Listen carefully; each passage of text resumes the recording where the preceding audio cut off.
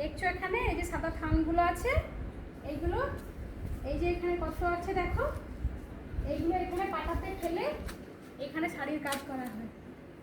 কত আছে, এই যে এইগুলো দেখছো, এই এই প্রিন্টগুলোতে এইগুলো দিয়ে প্রিন্ট করা হয় শাড়িতে। এটা পুরোটাই শাড়ি, এগুলো ফেলা হয় একটা একটা করে, দিয়ে প্রিন্ট করা হয়, কালার করা হয়, এখানে শাড়ি তৈরি হয়।